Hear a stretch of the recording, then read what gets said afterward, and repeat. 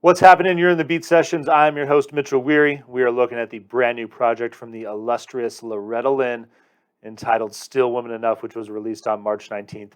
As if there was ever any doubt, my goodness, look at her in that photo. She looks absolutely amazing at 88. It's incredible that we get to enjoy this project. And if you're wondering about that dress, it is definitely designed to look like the one that she wore on the cover of Coal Miner's Daughter. The title of the record, Still Woman Enough, shares the title of her memoir, which was released a while back. And that's really what this record is about. It is about an incredible artist reflecting on her career and her life and having a lot of fun doing it in the process. Again, at 88, considering her health problems, it's amazing that we have this record. It's cool that it's a family affair. Her daughter, Patsy Lynn Russell, along with her husband, John Carter Cash, yes, that Cash, helped produce this record. And Patsy helped write the opening track, which is a fun, groovy, upbeat country tune that features Reba McEntire and Carrie Underwood. It almost just feels kind of like an appropriate way of Loretta passing the torch to artists that are going to be the standard bearers as as the years continue to go by. And again, she's definitely in the twilight of her life and someone who definitely there's a traditional song, I Don't Feel at Home Anymore, which kind of dark lyrics, but the upbeat music, it makes the song come across in just this really remarkable way, in a way of, I guess, being comfortable with and accepting death when it comes. When that point arrives, just being okay with it. A lot of just good. I would say that this more folk than country on this record, which I really appreciate. I'm digging that element of it.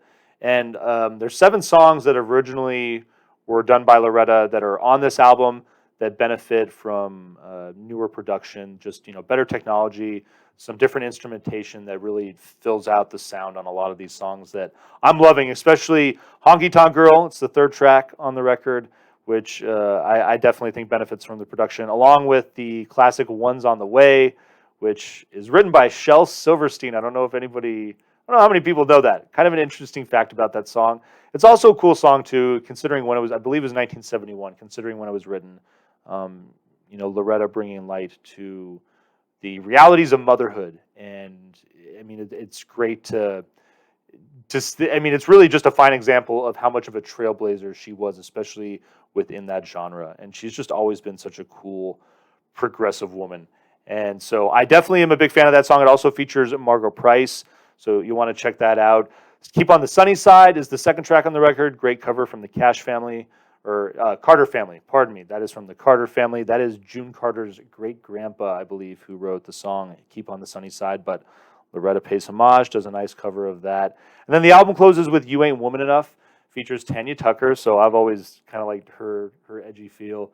And the song is, again, it's got this kind of like hollow electric feel, and this piano that kind of reminds me of just like a bar piano. And so slightly different instrumentation there, but I think the song benefits and has a fuller sound with this new recording. I really like the majority of the new recordings. I think are just great ways to fill out the catalog and just provide a different provide a different sound for these songs, to realize them in a different way. I think it's something that I'm a big fan of seeing artists do, especially artists like Loretta that have had such long careers. It's cool to see them go back and maybe rework some stuff. I think of Bob Dylan, especially if you see him live. He's one of those artists that likes to do that. The one thing that I really like, I'm going to finish the review with Coal Miner's Daughter. She does a recitation. It's basically like a poetic reading of the lyrics over a simple banjo riff. And artistically, I think it's great. It's just a nice homage to her humble roots, which she is so proud of as a coal miner's daughter, and it really puts the lyrics and the story in that song into a different perspective, into a different creative light. And I think she's done something really cool with that. I think it's right in the middle of the album too, so I think it's a fun way to bridge the two halves of this record together. I'm gonna vinyl please this for sure. Loretta, you've done a very nice job in celebrating your career, and thank you for bringing us into it and making a part of it with this record. This is a cool project. I hope you all dig it. I hope you find this review helpful. Please like this video, subscribe to my channel, and we will see you next time on the Beat Sessions.